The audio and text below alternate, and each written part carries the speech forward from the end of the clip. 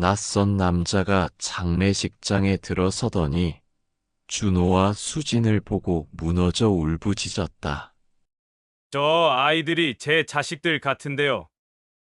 지금 무슨 소리를 하는 겁니까? 장례식장이 순간 조용해지고 성진의 25년 인생이 한순간에 무너져 내렸다. 사연 시작하기 전 구독과 좋아요는 공짜랍니다. 한번 꾹 눌러주시면 여러분에게 많은 행운과 복이 생기실 겁니다. 박성진은 아침 7시가 되면 어김없이 일어났습니다. 58세 평범한 회사원으로 살아온 지 벌써 30년이 넘었죠. 세수를 마치고 거실로 나오면 아내 미영이 이미 아침 상을 차려놓고 있었습니다. 김치찌개에서 피어오르는 김이 따뜻해 보였죠. 여보, 아침 드세요. 미영의 목소리는 언제나 차분했습니다. 결혼한 지 25년이 지났지만 여전히 남편을 먼저 챙기는 아내였죠. 성진은 밥상 앞에 앉으며 고마움을 느꼈습니다. 큰아들 준호는 벌써 대학생이 되었고 둘째 딸 수지는 고등학교 2학년이었습니다. 아빠, 늦겠어요? 수진이 가방을 메며 서둘렀죠. 성진은 딸의 머리를 쓰다듬었습니다. 조심히 다녀와. 이런 소소한 일상이 성진에게는 전부였습니다. 회사에서 과장으로 일하며 가족을 부양하는 것, 주말에는 아내와 함께 시장에 나가 장을 보는 것, 일요일마다 온 가족이 함께 교회에 나가는 것, 특별할 것 없는 평범한 삶이지만 성진은 만족했습니다. 회사에 출근하면 또 다른 일상이 시작됩니다. 전자제품을 유통하는 중소기업에서 20년 넘게 근무했죠. 직장 동료들과의 관계도 무난했고 상사와의 관계도 나쁘지 않았습니다. 점심시간이면 동료들과 함께 근처 식당에서 식사를 했죠. 성진아, 요즘 집안은 어때? 같은 부서 김 과장이 물었습니다. 그저 그렇죠. 큰 놈은 대학교에서 열심히 하고 있고, 작은 놈도 공부 잘하고 있어요. 성진은 자식 자랑을 하는 것이 좋았습니다. 준호는 경영학과에 다니면서 학점도 나쁘지 않았고, 수지는 성격이 밝아서 친구들도 많았죠. 아내 미영은 집안일을 완벽하게 해냈습니다. 청소, 빨래, 요리까지 모든 것을 척척 처리했죠. 퇴근 후 집에 돌아오면 미영이 반겨주었습니다. 오늘 하루 어땠어요? 하고 묻는 아내의 목소리는 언제나 따뜻했죠. 저녁 식사를 하면서 가족들과 하루 있었던 일들을 나누는 시간이 성진에게는 가장 소중했습니다. 하지만 가끔 이상한 점들이 있었습니다. 미영이 종종 밤늦게 외출을 하곤 했죠. 동네 부인들과 모임이 있어서라고 했지만 어디서 무엇을 하는지 자세히 묻지는 않았습니다. 아내를 믿었기 때문이죠. 또 가끔 모르는 번호에서 전화가 오면 미영은 서둘러 방으로 들어가서 문을 닫고 통화를 했습니다. 성진이 누구야? 하고 물으면 그냥 아는 언니야 라고 대답했죠. 성진은 크게 신경 쓰지 않았습니다. 여자들끼리의 사적인 이야기일 거라고 생각했거든요. 주말이면 온 가족이 함께 시간을 보냈습니다. 시장에 가서 일주일치 식재료를 사고 때로는 영화도 보러 갔죠. 준호와 수진이 어렸을 때는 놀이공원에도 자주 갔었습니다. 이제는 아이들이 커서 가족 나들이보다는 친구들과 시간을 보내는 것을 더 좋아했지만요. 일요일 교회에서 만나는 사람들과의 관계도 좋았습니다. 집사로 봉사하면서 교회 일에도 열심히 참여했죠. 미영 역시 여성부에서 활동하면서 교회 공동체의 일원으로 살아갔습니다. 성진의 월급은 많지 않았지만 가족이 살아가는 데는 부족함이 없었습니다. 매월 적금을 넣고 아이들 교육비를 마련하면서 조금씩 미래를 준비해 나갔죠. 큰 부자가 되겠다는 꿈은 없었지만 가족이 건강하고 행복하게 살아가는 것이 성진의 소박한 바람이었습니다. 저녁 시간이면 온 가족이 거실에서 텔레비전을 보며 시간을 보냈습니다. 드라마를 보다가 미영이 웃으면 성진도 따라서 웃었죠. 수진이 학교에서 있었던 재미있는 이야기를 하면 모두가 즐거워했습니다. 준호는 대학생이 되면서 조금 말수가 줄었지만 여전히 가족의 일원으로 함께 했습니다. 이런 평범한 일상이 영원히 계속될 거라고 성진은 믿었습니다. 가끔 미영의 이상한 행동이 눈에 띄었지만 그것이 자신의 삶을 뒤흔들 만한 큰 문제라고는 생각하지 않았죠. 결혼 생활 25년 동안 쌓아온 신뢰가 있었기 때문입니다.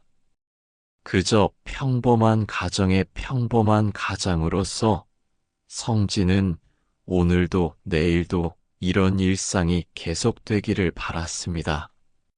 아내와 자식들이 건강하고 자신도 건강하게 일할 수 있다면 그것으로 충분했죠. 특별한 꿈이나 야망은 없었지만 이 소소한 행복이야말로 진정한 삶의 가치라고 믿고 있었습니다. 성진의 평범한 일상은 미영이 갑작스럽게 쓰러지면서 완전히 뒤바뀌었습니다. 그날도 평소와 다름없이 아침을 먹고 출근했었죠. 오후 2시쯤 휴대폰이 울렸습니다. 여보세요? 전화기 너머로 들려온 건 수진의 울음 섞인 목소리였습니다. 아빠, 엄마가 쓰러졌어요. 성진은 순간 머릿속이 하얘졌습니다. 손이 덜덜 떨리면서 핸드폰을 제대로 잡을 수도 없었죠.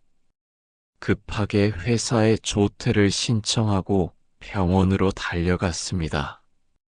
응급실 앞에서 수진이 눈물을 흘리며 기다리고 있었어요. 아빠! 수진이 성진의 품에 안겼습니다. 준호도 대학교에서 급히 달려왔죠. 의사가 나와서 설명했습니다. 부인께서 췌장암 말기 진단을 받으셨습니다. 이미 상당히 진행된 상태라. 성진은 그 말을 듣고 주저앉을 뻔했습니다. 췌장암 말기라니 어떻게 이런 일이 일어날 수 있을까요? 미영은 평소에 건강했는데 아픈 기색도 없었는데 말이에요. 병실로 옮겨진 미영의 얼굴은 창백했습니다. 의식을 잃은 채 누워있는 아내를 보면서 성진은 눈물이 쏟아졌죠. 아이들도 엄마의 손을 잡고 울고 있었습니다. 며칠 후 미영이 의식을 되찾았습니다. 하지만 얼굴은 이미 많이 여위어 있었어요. 여보, 미안해요. 미영의 첫 마디였습니다. 성진은 아내의 손을 꼭 잡았죠. 무슨 소리야? 괜찮을 거야. 괜찮아질 거야. 하지만 미영의 눈빛은 이미 포기한 듯 했습니다. 의사는 남은 시간이 많지 않다고 조심스럽게 말했어요. 길어야 몇 개월이라고 했습니다. 그때부터 성진의 삶은 병원과 집을 오가는 일상이 되었습니다. 회사에서도 배려해줘서 반차나 조퇴를 자주 할 수 있었죠. 준호는 대학교 휴학을 하겠다고 했지만 성진이 말렸습니다. 내가 공부를 열심히 하는 게 엄마한테 가장 큰 힘이 될 거야. 수진도 학교를 마치면 곧바로 병원으로 달려왔습니다. 가족 모두가 미영 곁을 지켰죠. 치료 과정은 고통스러웠습니다. 항암 치료를 받으면서 미영은 머리카락이 빠지고 몸무게가 급격히 줄었어요. 그래도 가족들 앞에서는 웃으려고 노력했습니다. 괜찮아. 나 별로 안 아파. 하지만 밤중에 혼자 있을 때면 신음소리가 들렸죠. 성진은 밤새 미영의 손을 잡고 있었습니다. 몇 달 동안 투병을 계속했지만 미영의 상태는 점점 악화됐습니다. 말하는 것도 힘들어했고 음식도 제대로 넘기지 못했어요. 성진은 매일 기도했습니다. 하나님께 아내를 살려달라고, 자신이 대신 아파도 되니까 미영만은 살려달라고 간절히 빌었죠. 하지만 기적은 일어나지 않았습니다. 미영은 결국 가족들이 지켜보는 가운데 조용히 숨을 거두었어요. 성진은 아내의 손을 놓을 수가 없었습니다. 여보, 여보야. 목소리가 나오지 않았습니다. 준호와 수지는 엄마의 마지막을 지키며 눈물을 쏟았죠. 장례 준비가 시작되었습니다. 교회에서 많은 분들이 도와주셨어요. 장례식장도 예약하고 부고도 돌렸습니다. 성진은 정신이 없었죠. 아내를 잃은 슬픔보다도 당장 해야 할 일들이 너무 많았어요. 장례식장에는 근조화환들이 줄지어 놓여 있었습니다. 회사 동료들, 교회분들, 친척들이 보내주신 거였죠. 영정사진 속 미영은 환하게 웃고 있었습니다. 건강했을 때 찍었던 사진이었어요. 조문객들이 하나둘 찾아오기 시작했습니다. 성진은 상주 자리에 앉아서 인사를 받았어요. 준호와 수진도 옆에 앉아 있었습니다. 아이들은 울음을 참으려고 애쓰고 있었죠. 성진아, 힘내. 회사 동료들이 위로해 주었습니다. 교회에서 오신 분들도 기도해 주셨어요. 친척들도 멀리서 달려와 주셨습니다. 그런데 이상한 일이 일어났습니다. 조문객 명단에 없는 낯선 남자가 장례식장으로 들어선 것이죠. 성진과 비슷한 나이로 보이는 남자였는데 얼굴이 수척하고 눈빛이 이상했어요. 남자는 미영의 영정 사진을 보더니 무릎을 꿇고 절을 했습니다. 그러고는 한동안 그 자리에서 움직이지 않았어요. 성진은 누구인지 궁금했지만 조문객이니까 당연히 와서 절하는 거라고 생각했습니다. 그런데 그 남자가 준호와 수진을 보는 순간 갑자기 무너져 내렸습니다. 소리내어 울기 시작한 거예요. 장례식장 안이 술렁거렸습니다. 어머, 저분이 누구세요? 친척들이 수군거렸습니다. 성진도 당황했어요. 도대체 저 남자가 누구이고 왜 저렇게 우는 건지 이해할 수가 없었거든요. 남자는 준호와 수진을 번갈아 보면서 계속 울고 있었습니다. 마치 오랫동안 보고 싶었던 사람을 만난 것처럼 말이에요. 성진은 뭔가 불길한 예감이 들었습니다.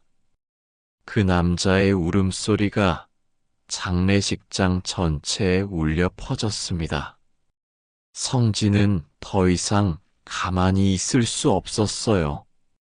상주석에서 일어나 그 남자에게 다가갔습니다.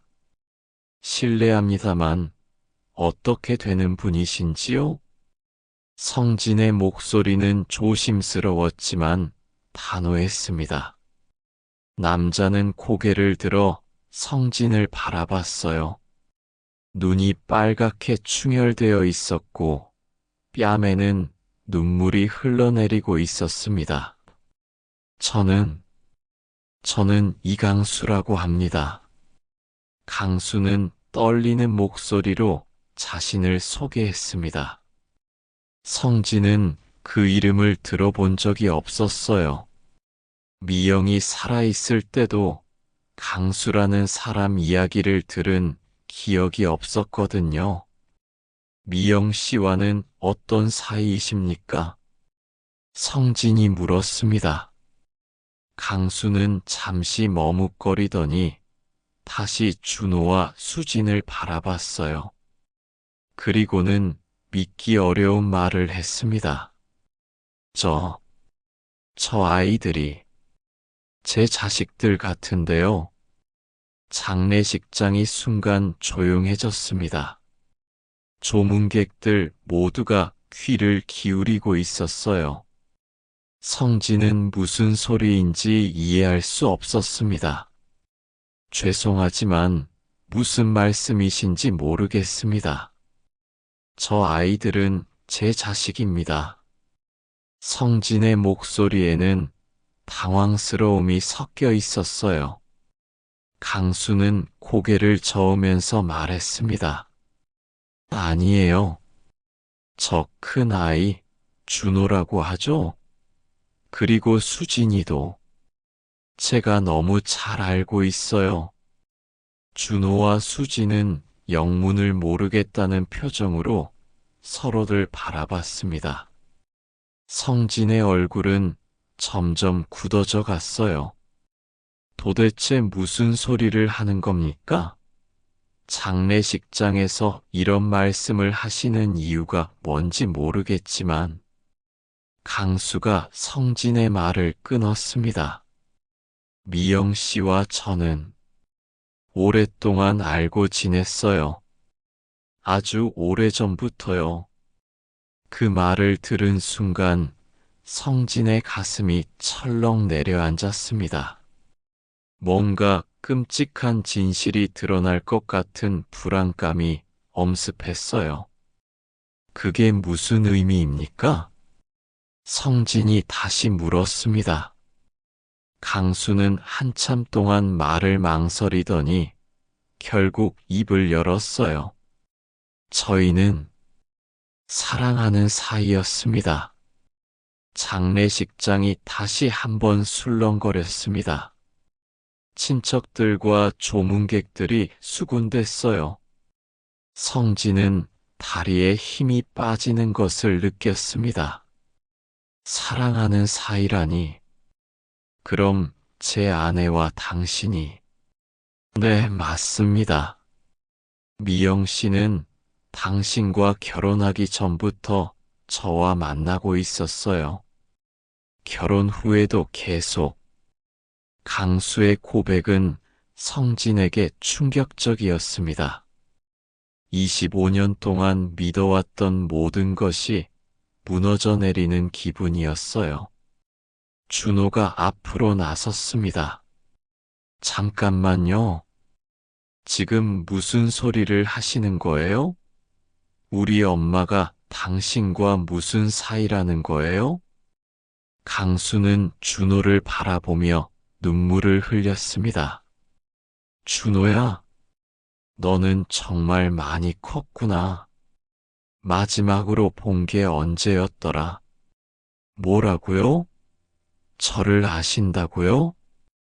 준호는 더욱 당황했습니다. 강수는 고개를 끄덕였어요.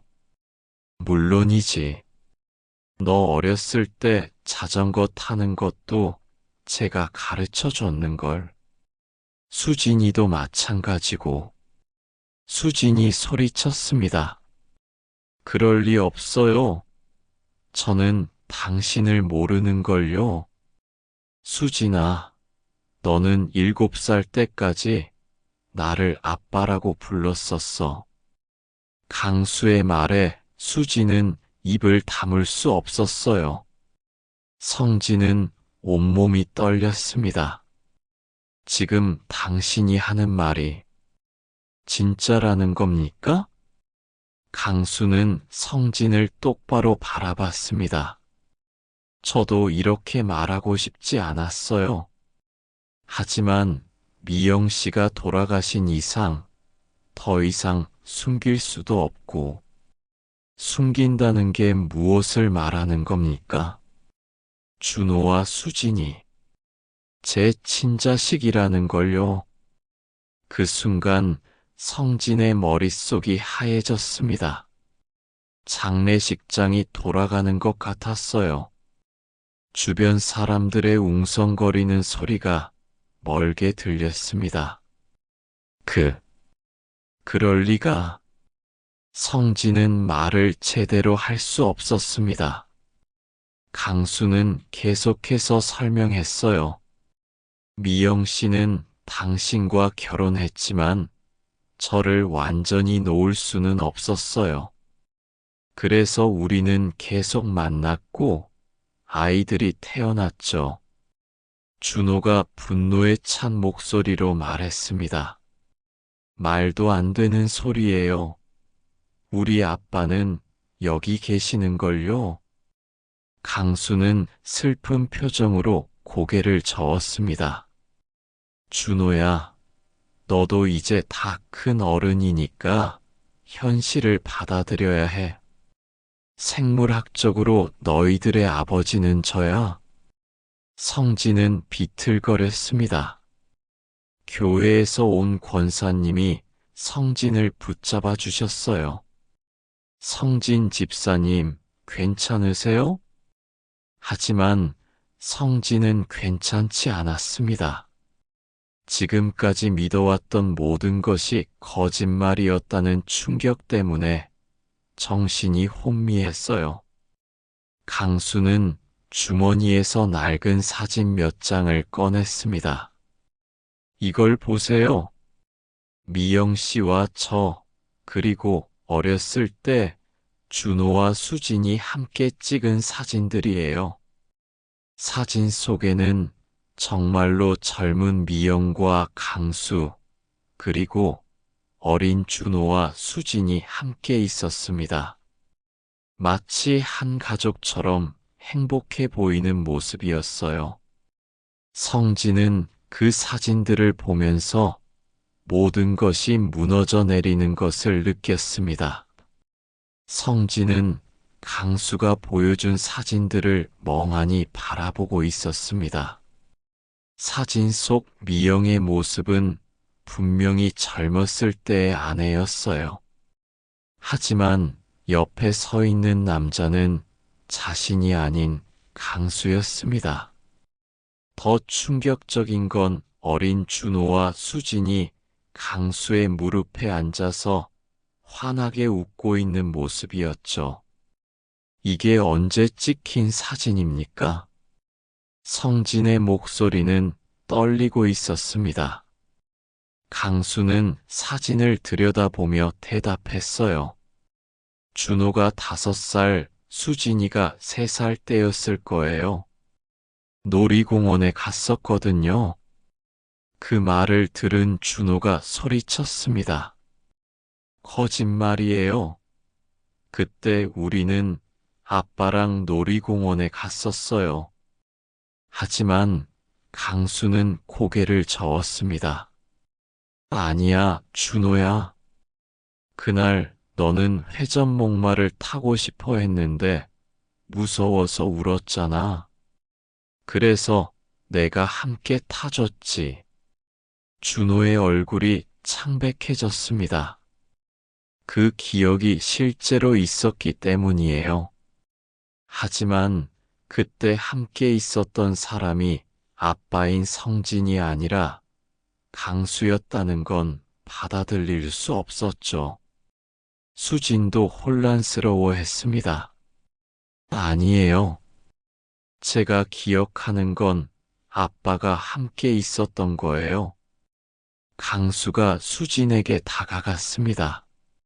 수진아, 너는 그때 솜사탕을 사달라고 했었어. 핑크색 솜사탕 말이야. 수진은 뒤로 물러났습니다. 그 기억도 정확했거든요. 하지만 그건 아빠와의 추억이었는데 어떻게 이 낯선 남자가 알 수 있을까요? 성진은 점점 혼란스러워졌습니다. 결혼 초기의 기억들을 되짚어 보니 이상한 점들이 하나둘 떠올랐어요. 미영이 가끔 아이들을 데리고 어디론가 나간 적이 있었죠. 그때 성진이 어디 갔었어? 하고 물으면 그냥 놀이터에서 놀았어라고 대답했었는데 당신이 정말로 준호와 수진의 생물학적 아버지라는 겁니까? 성진이 간신히 물었습니다. 강수는 슬픈 눈빛으로 고개를 끄덕였어요.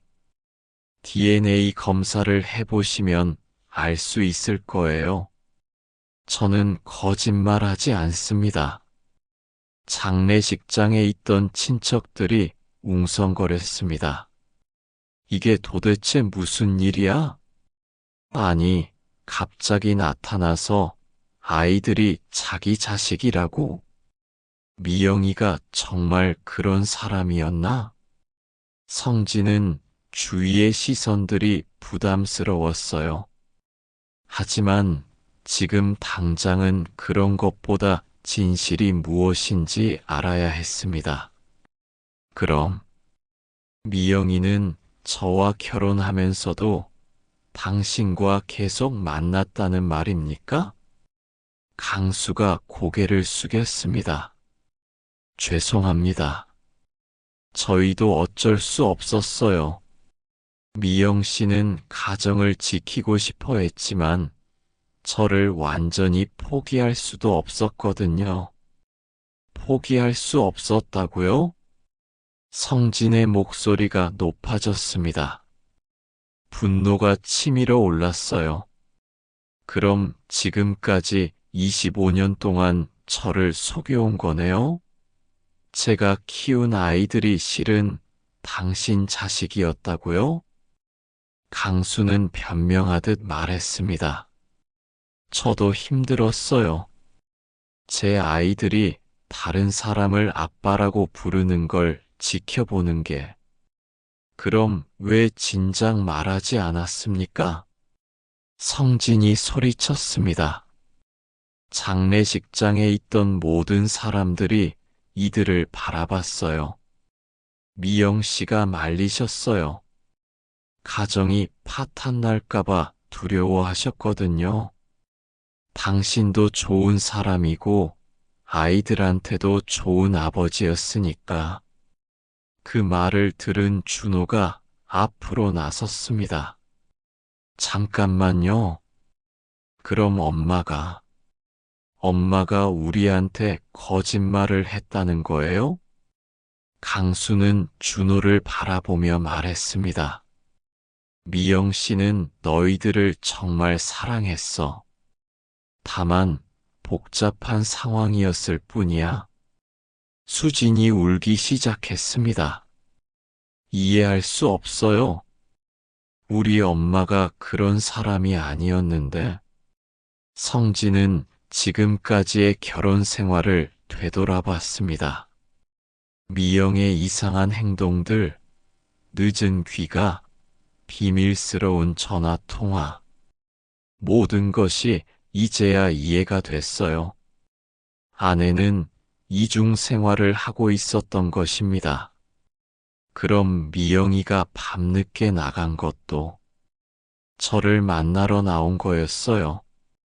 강수의 대답에 성진은 무너져 내렸습니다. 상주석에 주저앉으며 머리를 감쌌어요. 25년 동안 제가 바보였던 건가요? 교회에서 온 목사님이 다가와서 성진의 어깨에 손을 올렸습니다. 성진 집사님, 진정하세요.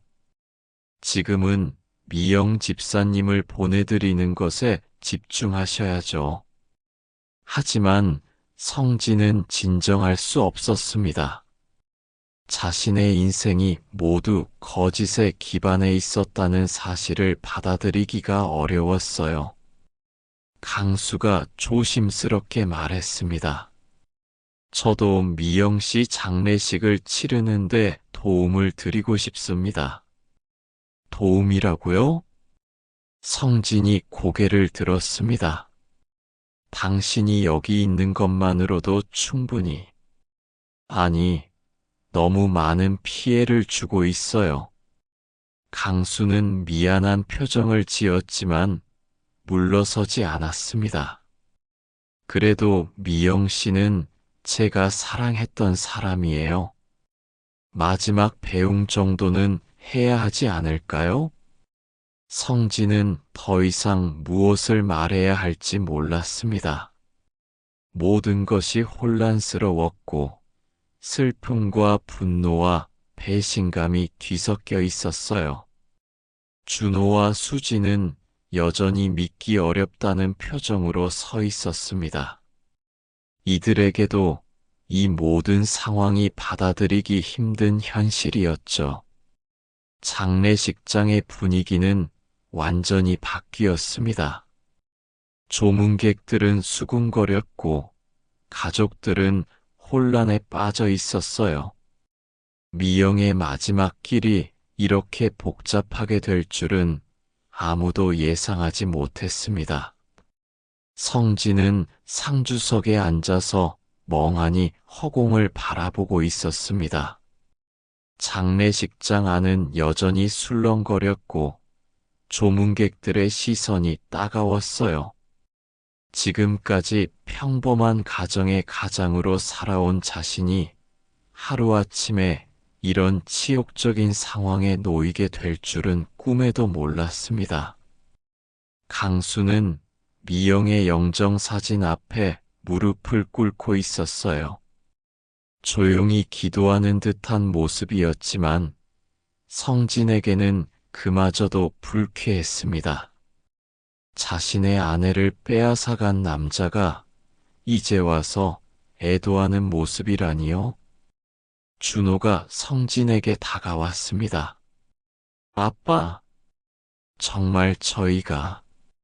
준호는 말을 끝내지 못했어요. 성진은 아들을 바라봤습니다. 지금까지 자신의 핏줄이라고 믿어왔던 아들이었죠. 하지만 이제는 그 아들을 볼 때마다 강수의 얼굴이 겹쳐 보이는 것 같았어요. 준호야. 성진의 목소리는 쉰 소리가 났습니다. 무엇을 말해야 할지 모르겠었어요. 아들에게 진실을 말해야 할까요? 아니면 모른 척 해야 할까요? 수지는 한쪽 구석에서 울고 있었습니다. 친척 아주머니들이 달래주고 있었지만 소용없었어요.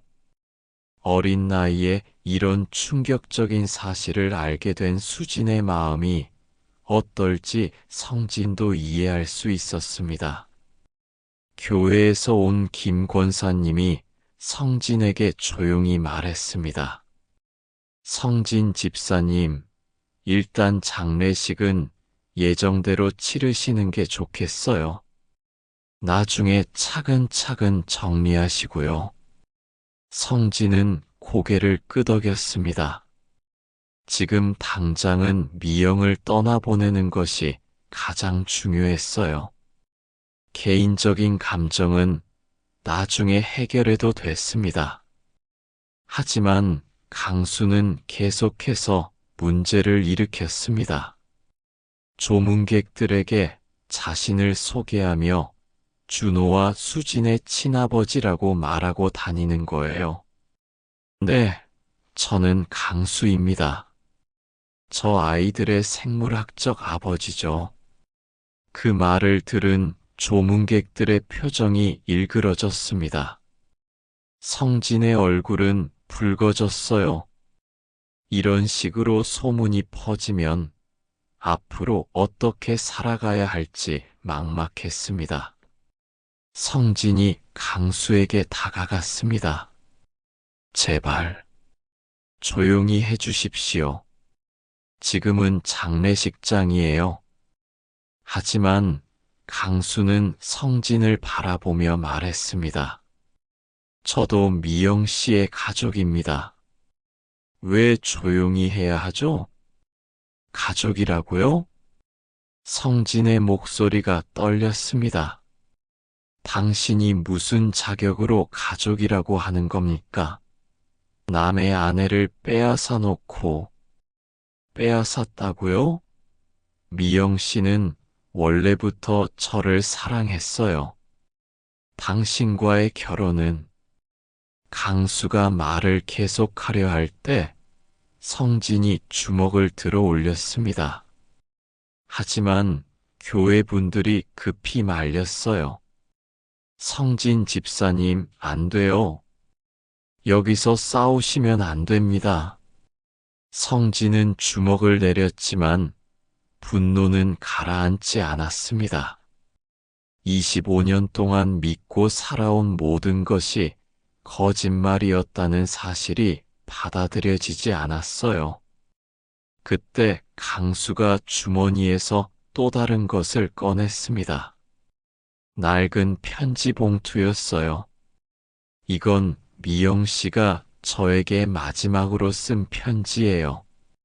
성진의 가슴이 철렁했습니다. 강수는 편지를 펼쳐서 읽기 시작했어요. 강수 오빠, 저는 이제 정말 떠나가는 것 같아요. 병원에서 시간이 얼마 남지 않았다고 했어요. 우리 아이들, 준호와 수진이를 부탁해요.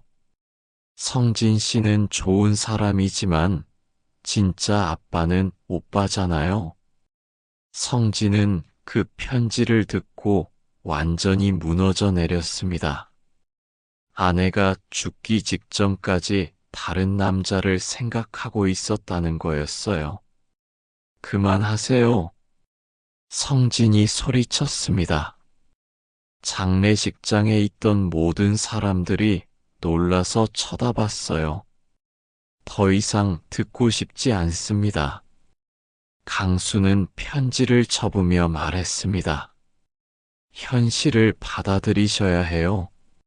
미영 씨의 마음은 끝까지 저에게 있었어요. 그 순간 준호가 앞으로 나섰습니다. 그만해요. 우리 엄마 욕하지 마세요. 수진도 울면서 소리쳤습니다. 엄마는 그런 사람이 아니에요. 하지만 강수는 아이들을 바라보며 안타까운 표정을 지었어요. 너희들은 아직 어려서 이해 못하겠지만 어른이 되면 알게 될 거야. 성진은 더 이상 참을 수 없었습니다.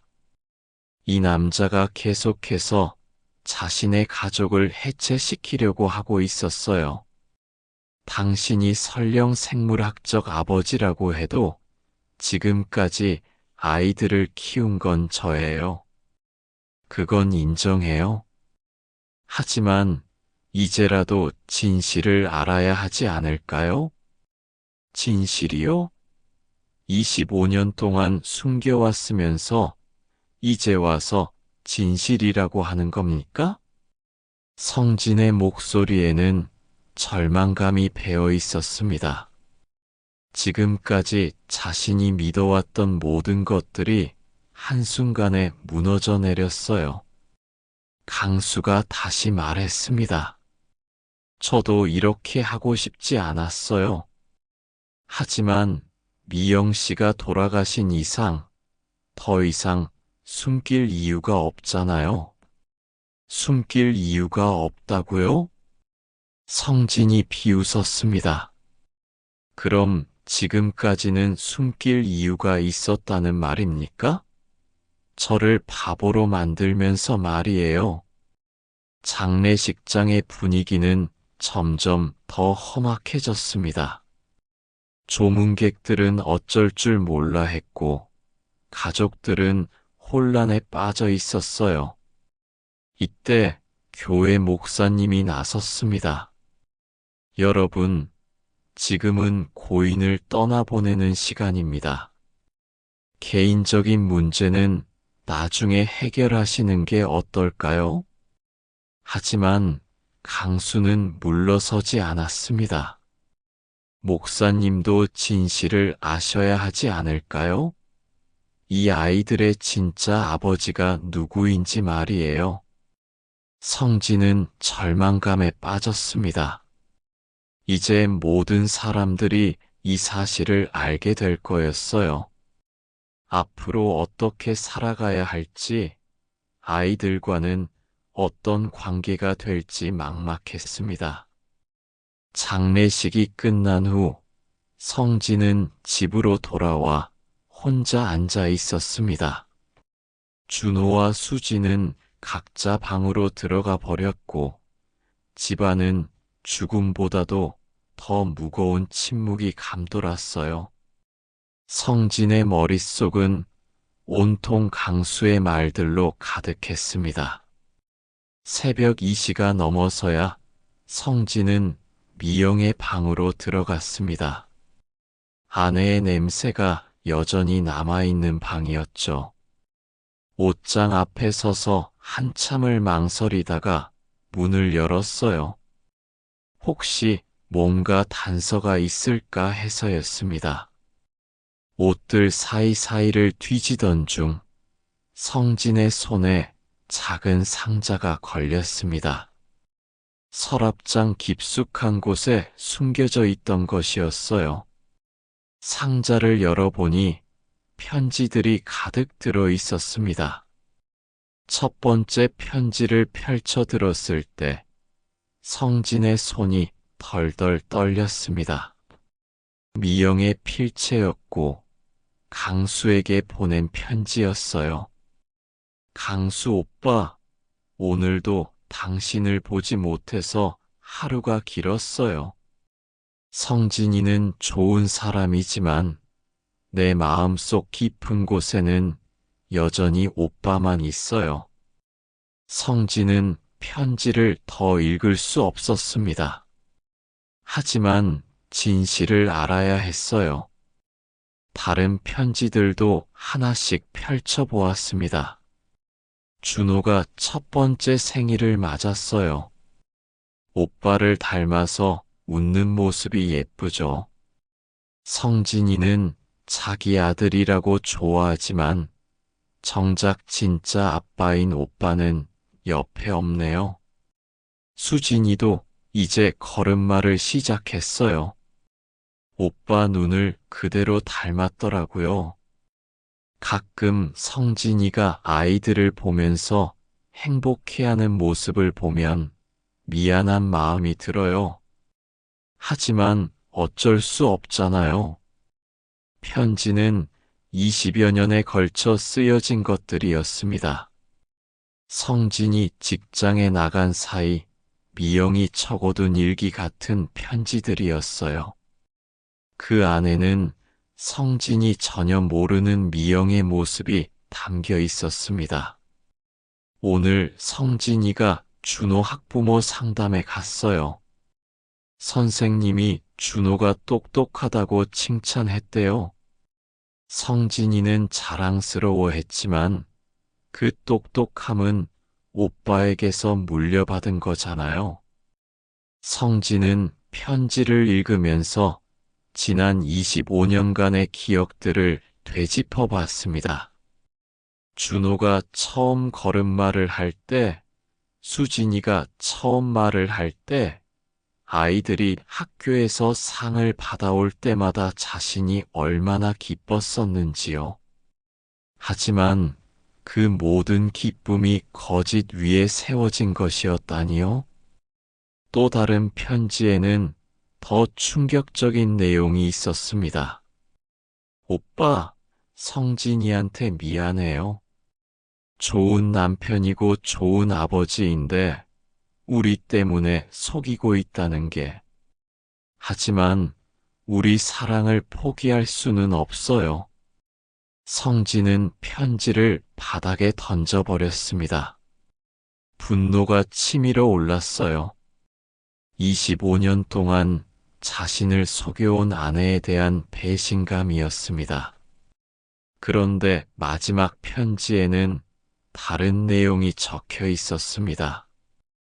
오빠, 저 이제 정말 아파요. 의사가 시간이 얼마 없다고 했어요. 죽기 전에 성진이한테 진실을 말해야 할까요? 아니면 그냥 무덤까지 가져가야 할까요? 성진이는 아이들을 정말 사랑해요. 친자식보다도 더 아껴주고 있어요. 이 사실을 알면 얼마나 충격받을까요? 성진은 그 대목에서 멈춰 섰습니다. 미영이 마지막까지 자신을 걱정하고 있었다는 것을 알 수 있었어요. 오빠, 제가 결정했어요. 성진이한테는 말하지 않을 거예요. 아이들한테도 마찬가지고요. 우리의 사랑은 아름다웠지만 그 때문에 무너져야 할 가정은 없잖아요. 성진이는 좋은 아빠예요. 제가 없어도 아이들을 잘 키워줄 거라고 믿어요. 성진의 눈에 눈물이 고였습니다. 미영이 마지막 순간까지 가정을 지키려고 했다는 것을 알 수 있었거든요. 비록 배신감은 여전했지만 아내의 마지막 배려를 이해할 수 있었어요. 마지막 편지는 성진에게 쓴 것이었습니다. 여보, 이 편지를 읽고 있다는 건 제가 이미 세상을 떠났다는 뜻이겠죠. 당신에게 미안한 말이 너무 많아요. 25년 동안 좋은 남편이었는데 저는 좋은 아내가 되지 못했네요. 준호와 수진이를 낳고 키우면서 가끔 죄책감에 시달렸어요. 하지만 당신이 아이들을 사랑하는 모습을 보면서 확신했어요. 혈연이 중요한 게 아니라 사랑이 중요하다는 걸요. 당신은 세상에서 가장 훌륭한 아버지예요. 준호와 수진이에게도 마찬가지고요. 제가 저지른 잘못 때문에 이 아름다운 가족이 흔들리지 않았으면 좋겠어요.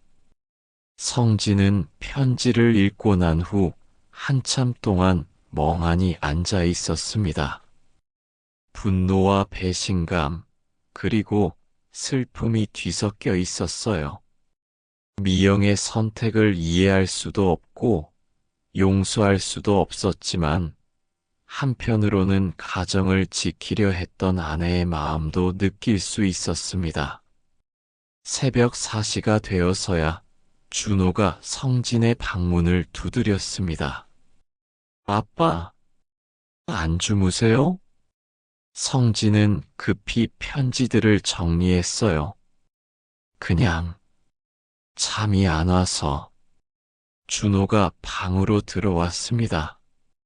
아들의 얼굴에는 혼란과 걱정이 섞여 있었어요. 아빠, 그 아저씨 말이 정말일까요? 성진은 아들을 바라봤습니다. 지금까지 자신의 아들이라고 믿고 키워온 준호였지만, 이제는 다른 남자의 아들이라는 사실을 알게 됐죠. 준호야. 성진의 목소리는 떨렸습니다. 설령 그런 일이 있다고 해도 너는 내 아들이야. 25년 동안 함께 살아온 우리 사이가 하루아침에 바뀔 수는 없어.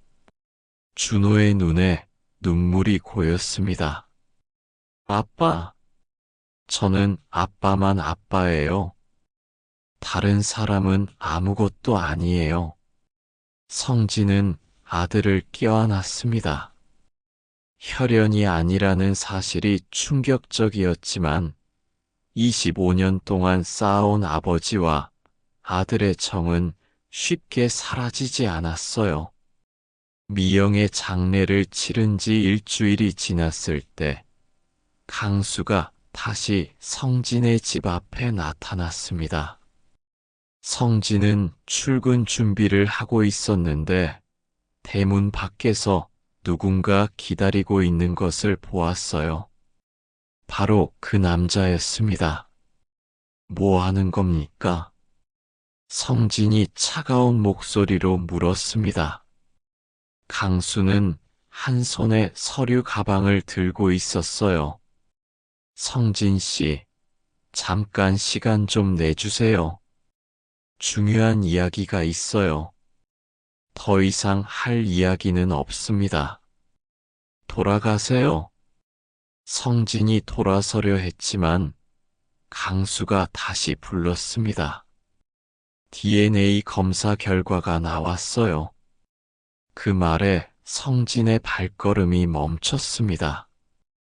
가방에서 서류를 꺼내는 강수의 모습이 보였어요. 99.9% 일치합니다. 준호와 수진이는 제 친자식이 맞아요. 성진은 돌아서서 강수를 마주봤습니다. 그래서 어쩌자는 겁니까? 이제 와서 아버지 행세를 하겠다는 건가요? 아이들과 만나고 싶어요. 25년 동안 못 본 시간을 만회하고 싶습니다. 만회라고요? 성진이 비웃었습니다. 25년 전에 그런 생각을 했어야죠. 이제 와서는 늦었어요. 하지만 강수는 포기하지 않았습니다. 아이들에게 선택할 권리가 있지 않을까요? 진짜 아버지가 누구인지 알고 결정할 권리 말이에요. 그때 준호가 집에서 나왔습니다. 대학교 수업을 들으러 가는 길이었어요. 아빠, 누구세요? 준호가 강수를 보며 물었습니다. 강수의 얼굴이 밝아졌어요. 준호야, 나야. 저번에 장례식장에서 만났잖아. 준호의 표정이 굳었습니다. 아, 그때 그분이군요. 여기서 뭐 하세요? 강수가 준호에게 다가가려 했지만 성진이 막아섰습니다. 준호야, 학교가. 네, 아빠. 준호가 떠나려는 순간 강수가 소리쳤습니다. 준호야, 잠깐만. 아빠랑 이야기 좀 하자. 준호가 돌아섰습니다. 얼굴에는 분노가 서려 있었어요. 아빠라고 부르지 마세요. 제 아빠는 여기 계시거든요. 하지만 생물학적으로 뭐가 중요해요? 저를 키워주신 분이 진짜 아빠죠. 강수의 얼굴이 상했습니다. 25년 동안 못 본 게 내 잘못이야? 미영이가 만나지 말라고 했었어. 그럼 더욱 포기하셔야죠. 엄마 뜻이었다면서요. 준호의 말에 강수는 할 말을 잃었습니다. 성진은 속으로 고마워했어요. 아들이 자신을 선택해 준 것이었거든요. 하지만 강수는 쉽게 물러서지 않았습니다. 그래도 내가 너희들 친아버지라는 사실은 변하지 않아. 그때 수진이 집에서 나왔습니다. 학교에 지각할 뻔해서 서둘러 나온 것이었어요. 아빠, 저 늦겠어요. 수진이 성진에게 말했을 때 강수가 끼어들었습니다. 수진아, 나 기억 안 나니? 수진이 강수를 쳐다봤습니다. 그리고는 고개를 저었어요. 기억나지 않아요. 그리고 기억하고 싶지도 않아요. 강수는 충격받은 표정을 지었습니다. 수진아, 어렸을 때 우리가 함께 놀았었잖아. 그때 얼마나 재미있었는데. 모르겠어요. 저한테는 여기 계신 분이 아빠예요. 수진이 성진의 팔을 꽉 잡았습니다. 성진은 딸의 선택에 가슴이 뭉클했어요. 강수는 점점 절망적인 표정을 지었습니다. 너희들이 내 피를 받은 아이들인데 피가 뭐 대단한가요? 준호가 날카롭게 말했습니다. 25년 동안 우리를 사랑해 주신 분이 진짜 아빠죠. 당신은 그냥 생물학적 기증자일 뿐이에요. 그 말에 강수는 크게 상처받았습니다. 기증자라니, 나도 너희들을 사랑해. 사랑한다고요? 25년 동안 어디 계셨어요? 우리가 아플 때, 슬플 때, 기쁠 때 어디 계셨냐고요? 수진도 눈물을 흘리며 소리쳤습니다. 우리가 밤에 무서워할 때 함께 있어주신 분은 아빠였어요. 우리 운동회에 와서 응원해주신 분도 아빠였고요. 강수는 변명했습니다. 그건 미영이가 만나지 말라고 해서. 그럼 끝이잖아요. 엄마도 우리도 원하지 않았는데 이제 와서 뭘 바라세요? 성진은 아이들의 반응에 안도했습니다. 혈연보다 더 중요한 것이 있다는 걸 아이들도 알고 있었어요. 강수가 마지막으로 애원했습니다. 제발, 한 번만 기회를 주세요. 진짜 아버지로서. 그때 성진이 단호하게 말했습니다. 기회는 25년 전에 있었습니다. 그때 선택하지 않으셨잖아요. 하지만 이제라도 늦었어요. 아이들이 원하지 않는데 무슨 의미가 있겠습니까? 강수는 울먹이며 말했습니다. 내가 이렇게 애원하는데도 안 되는 건가요? 성진이 차분하게 대답했습니다. 가족은 피로 만들어지는 게 아닙니다. 함께 울고 웃으며 만들어지는 거예요. 우리는 25년 동안 그렇게 살아왔어요. 준호와 수진이 성진 곁으로 더 가까이 다가왔습니다. 아빠 말이 맞아요. 우리는 가족이에요. 강수는 더 이상 할 말이 없었습니다. 아이들의 마음을 돌릴 수 없다는 것을 깨달았어요. 그럼 이제 정말 끝인 건가요? 성진이 고개를 끄덕였습니다. 네, 끝입니다. 다시는 우리 가족에게 나타나지 마세요. 강수는 무거운 발걸음으로 돌아섰습니다. 서류 가방을 들고 멀어져가는 그의 뒷모습이 쓸쓸해 보였어요. 준호와 수진이 성진의 양옆에 서서 강수가 사라질 때까지 지켜봤습니다. 그들의 선택은 분명했습니다. 혈연이 아닌 사랑으로 맺어진 가족이었어요. 강수가 떠나고 한 달이 지났습니다. 성진의 일상은 서서히 평온을 되찾고 있었어요. 하지만 완전히 예전과 같을 수는 없었습니다. 미영이 남긴 상처는 여전히 마음 깊숙이 자리하고 있었거든요. 어느 토요일 오후, 성진은 준호, 수진과 함께 미영의 유품을 정리하기로 했습니다. 더 이상 미룰 수 없는 일이었어요. 옷장을 열어 미영의 옷들을 하나씩 꺼내는데 세 사람 모두 말이 없었습니다.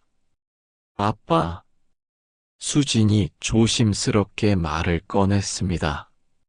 엄마가 정말 그런 일을 했을까요? 성진은 잠시 손을 멈췄습니다. 아직도 아이들에게는 모든 진실을 말하지 않았어요. 수진아, 엄마는 우리를 사랑했어.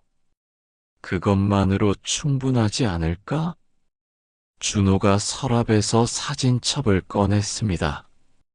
가족 사진들이 가득한 앨범이었어요. 이 사진들 보세요. 우리가 얼마나 행복했는지. 사진 속에는 놀이공원에서, 바닷가에서, 집 앞 마당에서 찍은 가족 사진들이 있었습니다. 미영의 얼굴에는 항상 환한 웃음이 있었어요. 성진은 그 사진들을 보면서 복잡한 심정이었습니다. 미영의 배신감은 여전했지만 동시에 가족과 함께했던 소중한 시간들도 거짓은 아니었거든요. 아빠, 이거 봐요. 수진이 오래된 편지 한 장을 발견했습니다. 성진에게 쓴 편지였어요. 여보에게. 오늘 수진이가 첫 번째 걸음마를 했어요. 당신이 회사에 있어서 못 봤지만 정말 예쁘더라고요. 빨리 돌아와서 우리 딸 걸음마 보세요. 사랑해요. 그 편지를 읽으면서 성진은 미영의 또 다른 면을 보았습니다. 강수에게 보낸 편지들과는 전혀 다른 톤이었어요. 자신에 대한 애정도 진짜였다는 것을 알 수 있었습니다. 엄마가 아빠를 정말 사랑했던 것 같아요. 준호가 말했습니다. 성진은 고개를 끄덕였어요. 그랬을 거야. 다만 복잡한 상황이었던 것 같다. 유품 정리가 끝날 무렵 준호가 성진에게 다가왔습니다. 아빠, 저희가 정말 그 사람 자식이라면 어떻게 생각하세요? 성진은 잠시 생각했습니다. 이제는 숨길 필요가 없다고 판단했어요. 그럴 가능성이 높아. 하지만 그게 중요한가? 수진이 놀란 표정을 지었습니다. 정말요? 그럼 너희는 내 자식이야. 25년 동안 함께 살아온 우리가 하루아침에 남남이 될 수는 없어. 성진의 말에 아이들은 안도했습니다. 준호가 성진의 손을 잡았어요. 아빠, 저희도 똑같은 생각이에요. 피가 섞이지 않았어도 우리는 가족이에요. 그날 저녁, 세 사람은 거실에 모여 앉았습니다. 예전처럼 텔레비전을 보면서 함께 시간을 보내고 있었어요. 미영이 없다는 것만 빼면 평범한 가족의 모습이었습니다. 아빠, 배고파요. 수진이 말했습니다. 성진은 부엌으로 가서 라면을 끓였어요. 요리 실력이 뛰어나지는 않았지만 가족을 위해서는 무엇이든 할 수 있었습니다. 아빠, 요리 실력이 늘었네요. 준호가 농담했습니다. 성진은 웃으며 대답했어요. 앞으로 더 늘어야지. 너희 엄마 역할까지 해야 하니까. 그 말에 잠시 침묵이 흘렀습니다. 모두가 미영을 그리워하고 있었어요. 엄마가 보고 싶어요. 수진이 눈물을 글썽였습니다. 성진이 딸을 껴안았어요. 나도 보고 싶어. 하지만 우리가 행복하게 사는 게 엄마한테 가장 좋은 선물일 거야. 그로부터 몇 개월이 지났습니다. 성진은 회사에서 더욱 열심히 일했고, 준호는 대학교를 무사히 다니고 있었어요. 수진도 고등학교를 졸업하고 대학 진학을 준비하고 있었습니다. 어느 일요일 세 사람은 교회에 갔습니다. 미영이 다니던 교회였어요. 사람들은 따뜻하게 맞아주었지만 여전히 시선이 부담스러웠습니다. 강수 사건은 이미 많은 사람들이 알고 있었거든요. 예배가 끝난 후 목사님이 성진에게 다가왔습니다. 성진 집사님, 요즘 어떠세요? 괜찮습니다, 목사님. 아이들과 함께 잘 지내고 있어요. 훌륭하십니다. 가족은 혈연이 아니라 사랑으로 만들어지는 거니까요. 목사님의 말에 성진은 위로받았습니다. 자신의 선택이 옳았다는 확신이 들었어요. 집으로 돌아가는 길에 준호가 말했습니다. 아빠, 저 군대 가기 전에 취업 준비 열심히 할게요. 빨리 돈 벌어서 가정의 보탬이 되고 싶어요. 천천히 해도 돼. 아빠가 있잖아. 아니에요. 이제 저도 가장 역할을 해야죠. 수진도 거들었습니다. 저도 대학 가서 열심히 공부해서 좋은 직장 구할게요. 우리 가족 모두 행복하게 살아요. 성진은 가슴이 뭉클했습니다. 어려운 시기를 겪으면서 아이들이 더욱 성숙해진 것 같았어요. 그날 밤 성진은 미영의 사진을 바라보며 혼자 말했습니다. 여보, 우리 아이들 잘 크고 있어. 혈연은 아니지만 내게는 세상에서 가장 소중한 자식들이야. 당신이 마지막에 내린 선택이 옳았던 것 같아. 가족은 피가 아니라 함께 울고 웃으며 지켜낸 시간이니까. 창밖으로 달빛이 들어왔습니다. 새로운 시작을 알리는 것 같았어요. 성진과 준호, 수진은 이제 진정한 가족이 되었습니다. 혈연을 뛰어넘은 사랑으로 맺어진 가족으로 말이에요. 오늘 이야기는 여기까지는입니다. 저희 시니어 사연 놀이터 채널은 앞으로 더욱 뜻깊은 사연을 전달드릴 수 있도록 노력하겠습니다. 앞으로도 계속 좋아요와 댓글로 격려 부탁드리겠습니다.